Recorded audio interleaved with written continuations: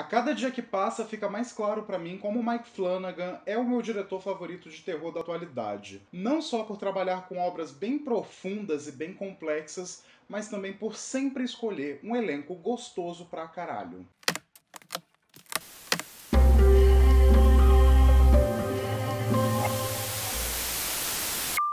Olá! Sejam muito bem-vindos ao Fita Maldita. Eu sou Gustavo Fiô e no vídeo de hoje nós vamos viajar até a pequena comunidade localizada na ilha de Crockett, onde a gente se envolve com mistérios clericais envolvendo elementos sobrenaturais que fazem a gente refletir sobre os nossos próprios credos e sobre a fé. Pois é, depois de maratonar todos os 7 episódios de Missa da Meia-Noite, eu precisava vir aqui falar um pouquinho com vocês sobre esse novo projeto do Mike Flanagan. E já de antemão eu garanto uma coisa, eu gostei demais. É uma série que alugou um triplex na minha cabeça e que me fez refletir sobre a minha própria conexão com o horror. Mas antes da gente fazer essa comunhão, os recadinhos que vocês já sabem. Não esqueçam de curtir o vídeo, se inscrever no canal caso ainda não seja inscrito, ativar o sininho para receber todas as notificações, me seguir nas redes sociais que estão linkadas aqui na descrição e também compartilhar com seus amigos para trazer mais almas pro Fita Maldita. I walked across an empty land. I knew the pathway like the back of my hand. Caso você não saiba, o Mike Flanagan é um diretor norte-americano que tem despontado como um dos maiores nomes do terror nos últimos anos. Nos cinemas ele já fez projetos bem curiosos como O Espelho, Rush, A Morte Ouve, Jogo Perigoso e também Doutor Sono. Nos últimos anos ele elaborou uma parceria com a Netflix e tem lançado várias produções bem peculiares, como a série A Maldição da Residência Hill e sua continuação espiritual, A Maldição da Mansão Bly, que eu já digo que são séries que eu amo demais e eu queria muito poder produzir algum conteúdo sobre elas aqui pro canal algum dia. Mas esse ano ele tá de volta com um projeto bem diferente. Missa da Meia-Noite é uma minissérie em 7 episódios, todos eles escritos e dirigidos pelo Mike Flanagan. O diretor chegou a dizer que é o projeto mais pessoal dele e já tinha atraído a atenção de alguns fãs antes, porque em alguns filmes a gente consegue ver um livro chamado Midnight Mass, ou seja, Missa da Meia-Noite, quase como um prelúdio do que estava por vir. Na série, a gente viaja até Crockett, uma ilha localizada no litoral de Washington. E já no começo a gente é arremessado de cabeça na vida e nas dinâmicas das pessoas que moram nela. Dá pra perceber que era uma ilha muito próspera, mas que passou por uma série de problemas e que virou uma terra infértil, por assim dizer. No começo a gente meio que segue tudo isso a partir dos olhos do Riley Flynn, um ex-morador da ilha que cometeu um crime trágico e ficou preso durante 4 anos. Finalmente liberto, ele precisa se reinserir nesse universo e reencontrar figuras do seu passado, inclusive lidando com algumas questões que não foram resolvidas antes dele ir embora. O Riley está passando por uma grande crise de fé na vida. Apesar de ter sido criado católico, ele se define como ateu e tem uma visão quase que nihilista do mundo, ao mesmo tempo em que ele precisa enfrentar o alcoolismo e é assombrado por um fantasma do passado. E diga-se de passagem, eu gosto muito disso porque mesmo sendo mínimo, eu até considero uma conexão com Residência Hill e Mansão Bly. Ao mesmo tempo, o antigo padre da ilha, o Monsenhor Pruitt, acabou sendo afastado. Ele foi para o continente para resolver algumas questões de saúde. E em seu lugar chega um novo padre, o reverendo Paul Hill. E assim que ele chega, ele começa a operar alguns milagres, e isso muda toda a dinâmica das pessoas na ilha, inclusive de gente que não é religiosa, como é o caso do Riley. Welcome home, honey, where you belong. Eu não sou uma pessoa cristã, como já deve ter ficado bem claro aqui no canal, mas eu fui criado em uma casa cristã e apesar de ter várias críticas à doutrina e à religião enquanto instituição, eu tenho um grande fascínio e um grande respeito pela forma como a fé conecta as pessoas. Abençoa, Senhor, as famílias, amém. Por isso, Missa da Meia-Noite é um tipo de produção que fez eu resgatar muito da minha própria criação, das minhas próprias crenças e do que eu julgo ser fé. Uma coisa que eu acho bem interessante é ver como que toda a população da ilha, que é considerada bem religiosa, só começa a frequentar mesmo a igreja a partir do momento em que eles começam a ver os milagres operados pelo novo padre. E isso é uma coisa que está sempre pontuando a série de uma forma muito crescente. Você vê uma população, um povo carente por um milagre, um sinal divino que seja. E quando algo próximo disso acontece, você vê como as pessoas estão dispostas a acreditar até mesmo em falsos profetas. O que importa importa não é ter uma conexão com Deus, mas sim ter uma prova de que o divino é real de fato. E eu acho que isso é uma consequência muito grave do tempo em que a gente vive, onde a gente olha para o lado e a gente vê desgraça acontecendo o tempo todo e se questiona: que tipo de Deus deixaria isso acontecer com a gente? A própria série toca nisso com bastante delicadeza em um diálogo que acontece entre Riley e o Padre Paul lá pelo segundo episódio. E pra mim é um grande reflexo dos tempos atuais ver como a série se propõe a mostrar, mesmo que numa comunidade bem pequena, bem isolada e limitada, que as pessoas elas estão dispostas a cometer atos terríveis em prol de um herói, de um salvador, de um mito. Good morning. I know I'm not who you expected to see. Just know I'm only here to help, and I look forward to meeting you all. É claro que existe uma grande reviravolta sobrenatural aqui, mas como a série só saiu na semana passada, eu não quero dar spoiler.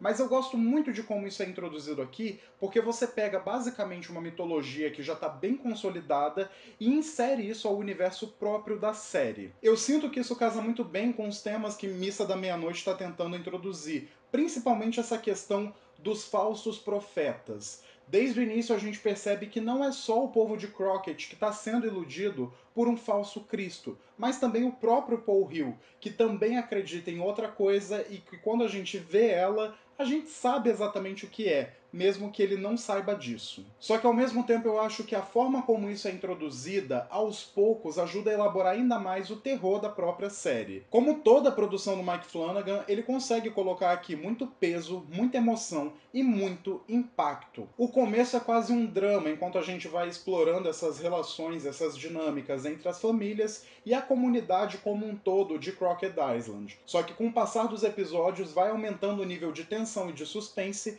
e quando chega no sexto, já tá no nível absurdo de terror. É brutal, é violento e é grotesco. E de quebra, existe uma forte influência do Stephen King aqui, o que pra mim não é uma surpresa, porque o Flanagan já adaptou tanto o Doutor Sono quanto o Jogo Perigoso, e ele já se declarou como fã do escritor. Quem conhece a obra do King vai saber do que eu tô falando, mas eu vou deixar meio subentendido. Digamos que tem um livro de 1975 que parece ter servido como a principal base para o que o Flanagan queria fazer nessa série. E eu acho que é um trabalho muito sensível, não apenas em termos de narrativa, mas também em quesitos técnicos. O Flanagan aqui está muito contemplativo, ele abusa de planos longos, de pouco movimento de câmera, de pouca ação e muito diálogo. Tem uns monólogos gigantescos ao longo da série. Na mão de qualquer outro diretor isso poderia ficar ridículo, mas eu acho que o Flanagan consegue sustentar muito bem isso, porque esses textão gigante, eles soam naturais ao mesmo tempo em que eles são muito pessoais. É quase como se o próprio autor estivesse conversando com o público sobre pós-vida, sobre ciência e sobre religião, através dos personagens. E por falar em personagens, eu não posso deixar de mencionar o elenco. Eu gosto muito do Zach Gilford como Riley, eu acho ele um ótimo protagonista, mas ao mesmo tempo eu acho que a série é em peso sobre o Padre Paul, que é interpretado pelo Hamish Linklater. Ele já fez um papel aqui e ali, mas hoje em dia ele é mais conhecido como o marido da Lily Rabe. Ele tá muito bem aqui, ele é cheio de nuance e o personagem em si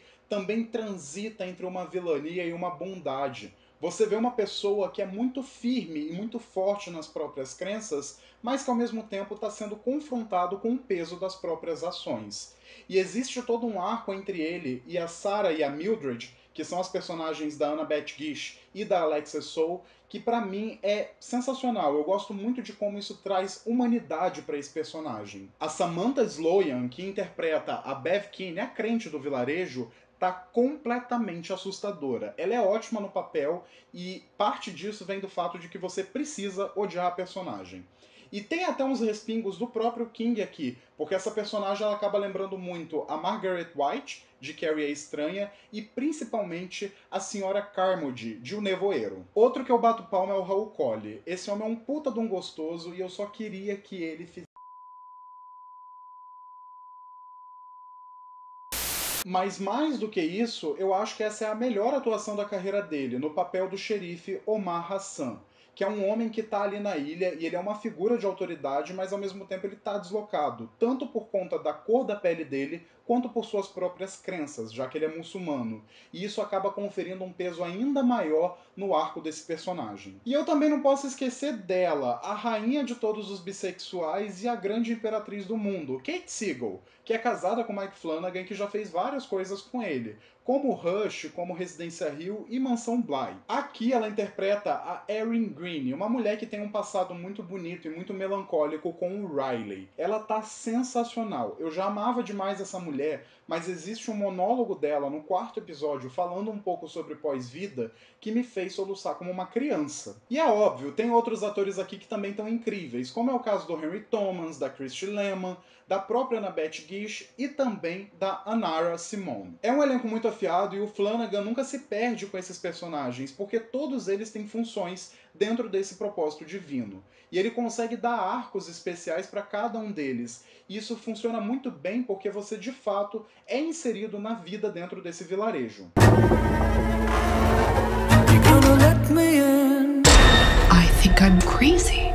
I mean, what's a little crazy between friends, right? É mais outra obra do Flanagan que me deixou de fato assim no chão. Ano passado eu passei por todo um vácuo emocional depois de assistir A Maldição da Mansão Bly, e com essa daqui não é diferente. A cada vez que eu penso na série eu gosto mais dela e eu chego a ficar com calafrios, porque realmente é uma trama muito boa. A progressão em si é muito boa, mas eu acho que a série consegue se sustentar até mesmo nos episódios individuais. Todos eles têm uma força muito grande. O meu favorito continua sendo o 6º, porque eu acho ele extremamente violento e extremamente assustador, mas eu também gosto muito do último, principalmente pela forma como ele encerra essa história de uma forma bem melancólica, de uma forma muito agridoce. E eu não acho que vale a pena ficar se questionando se é melhor do que A Maldição da Residência Hill ou se é melhor que Mansão Bly. Primeiro porque eu acho que todas essas séries elas têm propósitos muito diferentes e elas vão tocar pessoas de jeitos diferentes. A minha favorita do bolo continua sendo A Maldição da Mansão Bly,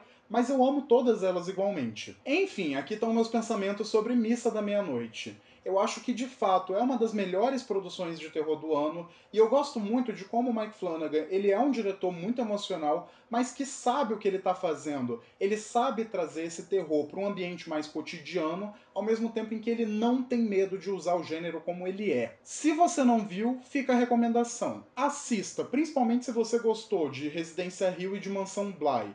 É uma história ótima, bem sombria, com personagens marcantes e que tem uma profundidade surpreendente, que a gente não está acostumado a ver em séries da Netflix. Mas diga aí, você já assistiu Missa da Meia-Noite? O que você achou? Não se esquece de compartilhar o vídeo para chegar em mais gente, me seguir nas redes sociais, principalmente o Instagram do Fita, que está aqui embaixo. E sempre se lembrem, eu vejo vocês muito em breve. Raul Colli, querido, se você não tiver nada pra fazer e estiver vendo esse vídeo como eu sei que você tá vendo, me liga, manda uma mensagem, sabe? Me chama no Zap.